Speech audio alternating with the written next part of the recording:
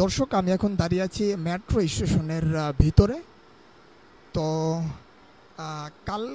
গতকালকে যে দুর্ঘটনা ঘটেছে, সেই দুর্ঘটনার কারণে মানুষের মধ্যে এক ধরনের আসলে আতঙ্ক তৈরি হয়েছে কিনা, সেই বিষয়টা আসলে দেখার জন্য আমরা আসলে কথা বলতে চাচ্ছি। আসলে কিছু কিছু যারা আসলে যাত্রী হিসাবে আসছেন, আমরা তাদের সাথে আসলে কথা বলবো, দেখি আসলে তারা কি বলতে চান।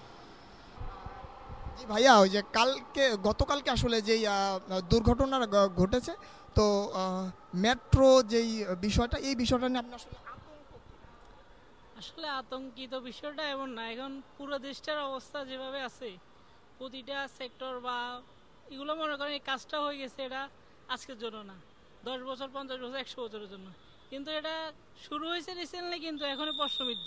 অলরেডি এটা যে রাবারটা পড়ছে, এটা কিন্তু ভূমিকম্প সহনীয় করার জন্য লাগানো হয়েছে। এখন এটা নর্মালি পড়ে যাচ্ছে। এখন সাধারণ যারা নিয়মিত যাত্রী বলেন, মানুষজন বলেন, আতঙ্কিত থাকবে স্বাভাবিক।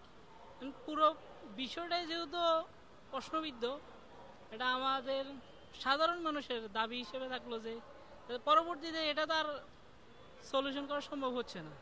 পরবর্তীতে যাতে যে কাজগুলো আসতেছে বা নতুন করে করতেছে, যাতে ওগুলা দুর্নীতিমুক্ত হয়, পরিবর্তনটা আসে, এটাই চাইতে আর কি।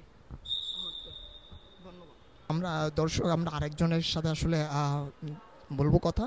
তো মেট্রো স্টেশন নিয়ে গতকালকে যে দুর্ঘটনা ঘটছে, সেই বিষয়টা হ্যাঁ, গতকালকে যে ঘটনাটা ঘটলো, এটা আসলে যে কোম্পানি এই কাজটা আপনার টেন্ডার পাইছে, আমরা মনে করি যে এই কোম্পানিকে ধরা উচিত।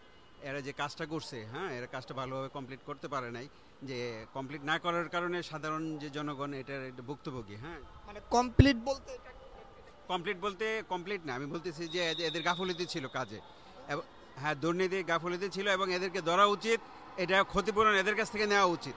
হ্যাঁ, যে এরা কেন করলো, এই কোম্পানি যারা দরপত্র কাজ করছে এদেরকে ধরে এই যে ক্ষতিপূরণটা মিনিমাম 1 কোটি টাকা ক্ষতিপূরণ নেওয়া উচিত এদের কাছ থেকে। ধন্যবাদ। জি ধন্যবাদ। আসলে মেট্রো চলে আসছে, আমরা এখন যাব। আমরা আরও মেট্রো এ সম্পর্কে আপনাদের আরও অনেক কিছু আসলে জানাবো। তো শেষ পর্যন্ত আমাদের ভিডিওটা দেখতে থাকবেন।